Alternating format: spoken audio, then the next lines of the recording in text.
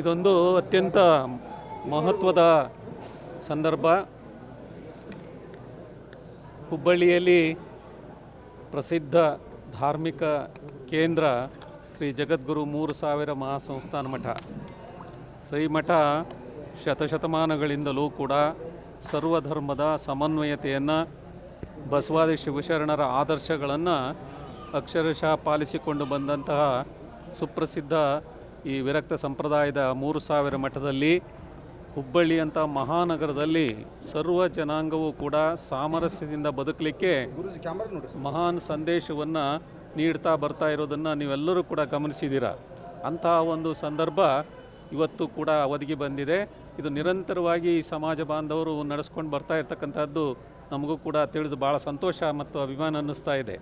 ಈ ಹಬ್ಬ ಬರೋದೇ ಮನುಷ್ಯನಲ್ಲಿ ಸಾಮರಸ್ಯವನ್ನು ಬೆಳೆಸಲಿಕ್ಕಾಗಿ.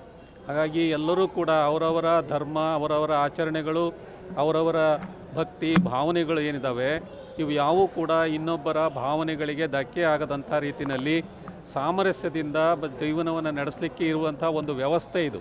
ಹಾಗಾಗಿ ಅಂಥ ಒಂದು ಹಬ್ಬಗಳಲ್ಲಿ ವಿಶೇಷವಾದಂಥ ಹಬ್ಬ ಹಿಂದೂಗಳಿಗೆ ಯುಗಾದಿ. ಈ ಯುಗದ ಆದಿ ಅಂದರೆ ಪ್ರಥಮ ದಿನ ಇದು. ಈ ಹಬ್ಬದಲ್ಲಿ ಬೇವು ಬೆಲ್ಲವನ್ನು ಸವಿತಕ್ಕಂಥದ್ದು ಮತ್ತು ಚಂದ್ರ ದರ್ಶನವನ್ನು ಮಾಡ್ತಕ್ಕಂಥದ್ದು. ಬೇವು ಬೆಲ್ಲ ಅನ್ನುವಂಥದ್ದು ಕಷ್ಟ ಸುಖಗಳ ಸಂಕೇತ.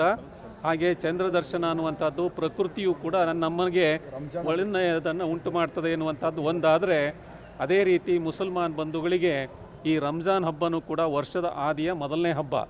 ಈ ಹಬ್ಬನೂ ಕೂಡ ಹಿಂದೂಗಳ ಹಾಗೆಯೇ ಇವರು ಕೂಡ ಚಂದ್ರ ದರ್ಶನವನ್ನು ಮಾಡಿಯೇ ಈ ಹಬ್ಬವನ್ನು ಆಚರಿಸ್ತಕ್ಕಂಥದ್ದು, ಪ್ರಾರ್ಥನೆಯನ್ನು ಸಾಮೂಹಿಕವಾಗಿ ಮಾಡ್ತಕ್ಕಂಥದ್ದು. ಎಲ್ಲರೂ ಸಮಾನರು ಅನ್ನುವಂಥದ್ದು, ಬಡವ ಬಲ್ಲಿದ ಅಧಿಕಾರಸ್ಥ ಅನಾಧಿಕಾರ ಯಾವುದನ್ನು ಕೂಡ ವ್ಯತ್ಯಾಸಗಳಿಲ್ಲದೆ, ಯಾವುದೇ ಜಾತಿ ಮತ ಪಂಥ ಸಂಪ್ರದಾಯಗಳ ಭೇದವಿಲ್ಲದೆ ಎಲ್ಲರೂ ಸಮಾನರು ಅನ್ನುವಂಥ ಸಂದೇಶವನ್ನು ಸಾರುವಂಥ ಹಬ್ಬ ಈ ರಂಜಾನ್ ಹಬ್ಬನೂ ಕೂಡ ಆಗಿದೆ. ಮತ್ತು ಪ್ರಕೃತಿ ಹೊಸತನವನ್ನು ಮೈಗೂಡಿಸಿಕೊಳ್ಳುವಂಥ ಹಬ್ಬದ ಸಂದರ್ಭನೇ ಯುಗಾದಿ ಮತ್ತು ಈ ರಂಜಾನ್ ಹಬ್ಬದ ದಿನ.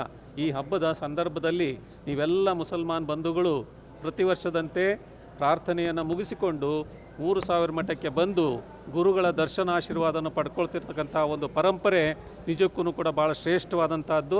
ಈ ಪರಂಪರೆಗೆ ಸಾಕ್ಷಿಯಾಗಿರುವಂಥ ನೀವೆಲ್ಲರಿಗೂ ಕೂಡ ನಾವು ಈ ಸಂದರ್ಭದಲ್ಲಿ ಹಾರೈಸೋದಿಷ್ಟೇ, ಮುಂದಿನ ಭವಿಷ್ಯದ ದಿನಗಳು ಸಾಮರಸ್ಯದಿಂದ ಸರ್ವರು ಸುಖ ಶಾಂತಿ ನೆಮ್ಮದಿಯಿಂದ ಬಾಳುವಂತಾಗಲಿ ಅಂತ ಹೃತ್ಪೂರ್ವಕವಾಗಿ ಹಾರೈಸ್ತಾ ಇದ್ದೇವೆ.